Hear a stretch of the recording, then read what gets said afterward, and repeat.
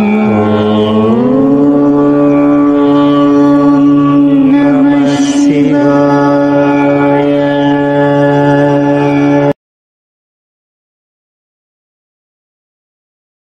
గురుభ్యో నమః. శ్రీమాత్రే నమః.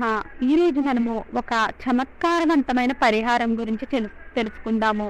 ఒక చమత్కార రూపంలోనే మీకు ధనం వస్తుంది. మీకు ఉన్న అప్పులు అన్నీ కూడా తీరిపోతాయి. చాలా చాలా శక్తివంతమైన పరిహారము. చాలా సులభంగా అప్పులన్నీ తీరిపోయే మార్గాన్ని ఈరోజు మనం తెలుసుకుంటున్నాము. మీరు ఎన్ని పూజలు చేసినప్పటికీ కూడా మీరు పూజ చేసిన రోజే మీ అప్పులన్నీ మాత్రము తీరిపోవు. ఆ విషయాన్ని గుర్తుంచుకోండి. ఈరోజు వర్షాలు కురుస్తాయి అంటే ఈరోజే పంటలు పండిపోవు కదా. వర్షం వచ్చిన తర్వాత 6 నెలలకి పంట చేతికి వస్తుంది. అది అర్థం చేసుకుని అందరూ కూడా పరిహారాలను చేసుకోవాలి. అందరూ కూడా వర్షాలు పిలుస్తూ ఉంటారు. ఈరోజు వర్షం వచ్చింది అంటే రాత్రికి రాత్రే నా పొలంలో గింజలు రావాలి అంటే ఎలా వస్తాయి? సమయం పడుతుంది కదా. ఎవరికైతే అప్పులు ఉన్నాయో వారు ఒక చిన్న పని చేయండి. మీరు ఏదో ఒక ఇత్తడి ప్లేటుని తీసుకోండి. ఆ తర్వాత మీరు కళ్ళు ఉప్పును కొని తెచ్చుకుని దానిని పౌడర్ లాగా తయారు చేసుకోండి. మీరు ఈ క్రియ అంతా కూడా శుక్రవారం రోజున చేసుకోవడం చాలా మంచిది. శుక్రవారం రోజే మీరు ఉప్పుని పౌడర్ లాగా చేసుకోవాలి. మీ దగ్గర వెండి పళ్ళెం ఉంటే చాలా మంచిది. వెండి పళ్ళెము అందరి ఇంట్లో ఉండకపోవచ్చు. ఎవరి ఇంట్లో అయితే వెండి పళ్ళెం ఉందో వారు వెండి పళ్ళాన్ని ఉపయోగించుకోండి. ఆ వెండి పళ్ళెం నిండా ఉప్పును నింపండి. ఈ పరిహారం కోసం మీరు స్టీల్ ప్లేట్లను వాడకూడదు. మట్టి పళ్ళమైనా మీరు వాడుకోవచ్చు, కానీ స్టీల్ పళ్ళాన్ని మాత్రమే మీరు వాడకూడదు. కళ్ళు ఉప్పుని పౌడర్ లాగా తయారు చేసుకోండి. మీరు పళ్ళెంలో ఈ ఉప్పును పోసి పళ్ళెం నిండా ఉప్పును పోసి ఉప్పుతో నింపండి. ఆ తర్వాత మీరు ఇంట్లో మీ ఇష్ట దైవానికి కానీ లేదా మీ కుల దైవానికి కానీ ధూపదీప నైవేద్యాలను సమర్పించండి. ముందుగా మీరు ఏదైతే పళ్ళెం తీసుకున్నారో, వెండి కానీ ఇత్తడి కానీ మట్టి కానీ ఏదైనా తీసుకున్నారు, దాని నిండా ఉప్పుని నింపండి. ఆ తర్వాత మీరు పూజా మందిరంలో మీ కులదేవత గాని ఇష్టదేవత గాని వారికి ధూప దీపాలను చూపించి వారికి నమస్కరించుకోండి. మీకు అప్పు అన్నది ఎంత ఉందో మీకు తెలుస్తుంది కదా. 1 లక్ష రూపాయలు, 10 లక్షలు, 7 లక్షలు లేదా ఇంకా అంతకన్నా ఎక్కువైనప్పటికీ కూడా మీ అప్పు ఎన్ని లక్షలు ఉందో ఆ నెంబర్ని మీరు ఆ ఉప్పు పైన రాయండి. ఒకవేళ మీకు 1 లక్ష రూపాయలు అప్పు ఉంది అని అనుకున్నప్పుడు 1వ నెంబర్ని వేసి లక్షకు ఎన్ని సున్నాలు ఉంటాయో అన్ని సున్నాలను వేయండి. 5 సున్నాలు. మీకు 10 లక్షలు అప్పు ఉంటే 10 లక్షలు నెంబర్ని వేయండి. మీకు ఇంకా ఎక్కువ ఉంటే ఆ నెంబర్ని వేయండి. ఉప్పు వేసిన తర్వాత ప్లేట్ని అలాగే ఆ రోజంతా కూడా ఆ రాత్రికి కూడా అలానే వదిలేయాలి. అసలు ఏమీ కదపవద్దు. మీరు భైరవుణ్ణి తలుచుకోండి. నాకు ఉన్న అప్పులు ఏవైతే ఉన్నాయో అవన్నీ కూడా చాలా తొందరలో తీరిపోవాలి అని మీరు ప్రార్థన చేసుకోండి.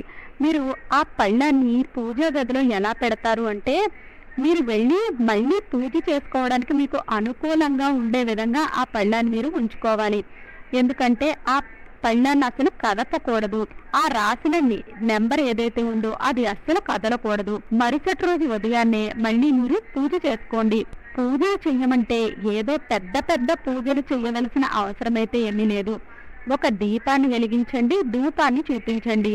మీరు ఇంట్లో ప్రతిరోజు ఏ విధంగా అయితే పూజని చేసుకుంటారో అదే విధంగా మీరు పూజని చేసుకుంటే సరిపోతుంది. దీపం వెలిగించాలి, ధూపాన్ని చూపించాలి. మీరు ప్లేట్లో నెంబర్ని రాశారు కదా, ఆ నెంబర్ అలానే ఉందా లేదా ఏమైనా చెరిగిపోయిందా అని మరుసటి రోజు ఉదయాన్నే ఒక్కసారి చెక్ చేసుకోండి. ఆ నెంబరు అలానే ఉన్నట్లయితే మీరు ఆ ఉప్పుని తీసుకుని వెళ్ళి ఒక మట్టి కుండలో వేయండి. ఆ ఉప్పు పట్టడానికి ఎంత కుండ సరిపోతుందో మీరు అంత కుండనే కొని తెచ్చుకోండి.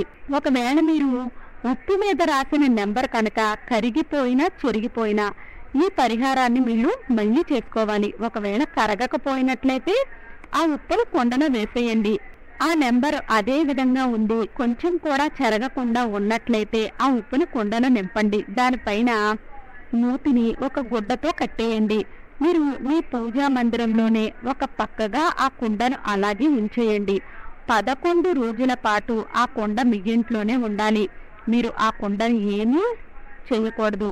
11 రోజులు అలా ఉంచాలి అంతే. 11 రోజులు గడిచిపోయిన తర్వాత మీరు ఈ పరిహారాన్ని శుక్రవారం ప్రారంభించారనుకోండి, మళ్ళీ వచ్చే సోమవారానికి 11 రోజులు అవుతాయి.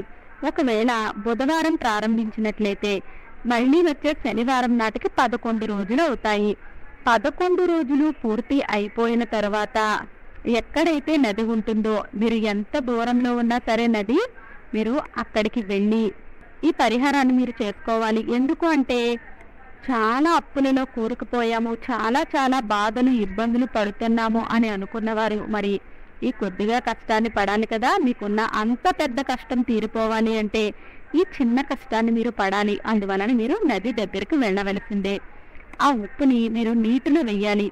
నీటిలో ఉప్పు ఏ విధంగా అయితే కరిగిపోతుందో, మీరు ఆ నది దగ్గరికి వెళ్ళిన తర్వాత ఈ నీటిలో ఉప్పు ఏ విధంగా అయితే కరిగిపోతుందో అదే విధంగా నాకు ఉన్న అప్పు అంతా కూడా కరిగిపోవాలి అని మీరు ఆ కుండని నీళ్ళలో వదిలేయండి. మీరు ఏం చేస్తారు, 11 రోజులు పూర్తి అయిపోయిన తర్వాత ఆ కుండని చేత్తో పట్టుకుని నీటి ప్రవాహం దగ్గరికి వెళ్ళి ఆ కుండని చేత్తో పట్టుకుని ఈ కుండలో ఉప్పు ఏ విధంగా అయితే కరిగిపోతుందో అలాగే నాకున్న అప్పంతా కరిగిపోవాలి అని మీరు ఆ మాటను చెప్పుకుంటూ ఆ కుండని నీళ్ళల్లో వదిలేయండి.